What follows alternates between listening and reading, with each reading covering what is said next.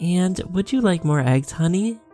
My mom asked my 4-year-old son Danny as we sat at the breakfast table. Yes. My mother started piling more eggs onto his plate, to which he started wailing, I said yes. My mom gave my wife and I a confused look. I'm sorry, Danny, does yes mean something different in your home? She asked. No, Mom, we're sorry. Danny's been getting his words mixed up. We are going to take him to a speech therapist once we get home. Just last week, he threw a tantrum at daycare because he said no to a cookie, and was upset that all the other kids got one and he didn't.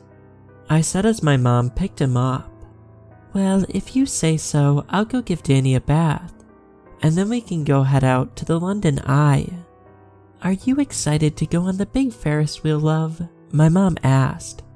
No, Danny excitedly exclaimed, throwing his hands into the air, and we all laughed.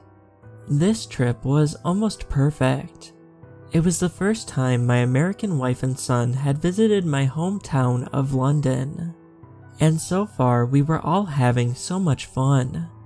The only thing to put a damper on our vacation was my son's constant mixing up of yes and no. I should have got it checked out long ago, I know, but I guess I thought it was cute, and now I worry it was too late. My wife Laura seemed to think the same thing. Mark, we really should get Danny's speech checked. It could cause some problems later on. My wife said, I mean, it's bad enough when he got a British accent from hanging around you. Well, like father like son, I joked, and we laughed. Just then, my mom walked towards us, Danny in towel. He was holding his favorite stuffed animal, a Dalmatian plush he called Doggy, in his hands. He insisted on bringing Doggy along with him on our trip. Are you sure, love? I don't want Doggy to get lost, my mom said. No, I'm bringing him, Danny said stubbornly, and I laughed as I hoisted him up onto my shoulders. It really was a lovely day. We walked around London, took Danny and my wife to ride on their first ever double-decker bus, rode the London Eye, all that touristy stuff. We ended it off by getting Danny some ice cream. Danny still kept all of his energy throughout the day. Even as the adults slowly got more tired, he was running up ahead of us, which my mom and I had no problem with. We both grew up here, we knew the area. Once he got out of our eyesight though, we began to call him back. Danny, Danny, I called, but he didn't come back. After 2 hours of searching, we called the police. After 2 days of searching, he was officially reported missing. I ruined my life looking for him. I made Laura sell our house in the USA so we could move in with my mom to continue searching for him. Every day, I'd wake up at 5 a.m. to search the city, not coming home until 10 p.m. that night. I wouldn't eat with my mom and Laura. In fact, most days I wouldn't eat at all. I became more irritated by small things. I started taking my anger out on Laura. Every week, I'd send in a new police report, hoping they would do something about it. They never did. There was never enough evidence, they would say. It's a cold case. Laura left me 3 years after Danny disappeared. She said she had to move on. It was time I did the same. Mom died from a heart attack 6 years after that. I was alone. No son, no wife, no mom.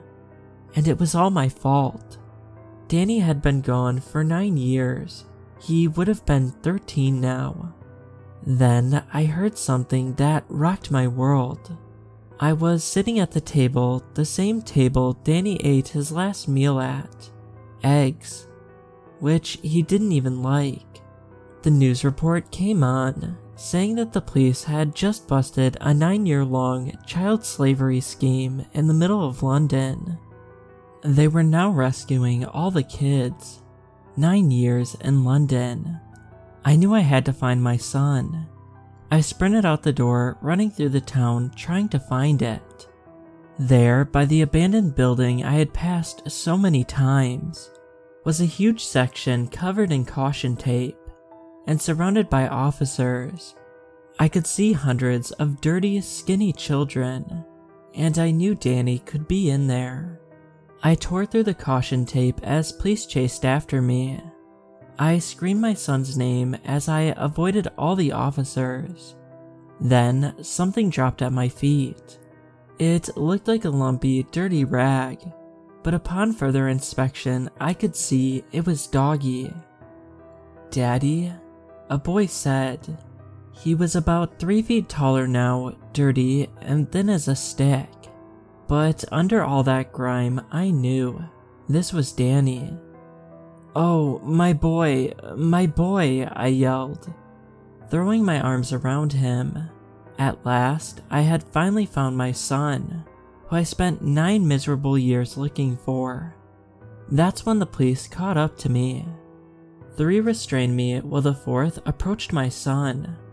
"Boy, do you know this man?" He turned to me. "If he doesn't, we'll have to arrest you until further notice." I looked to my son, pleading to him with my eyes. "Danny, please," I whispered. The 3 policemen tightened their grips around me. Danny looked to me, then back to the officer. "No," he said, and the 3 policemen all picked me up with ease and carried me to their police van. "Danny, wait, Danny. That's my son, he's my son. I loved him with all my heart. You can't take him away from me again." And as we drove away, I could see Danny one last time.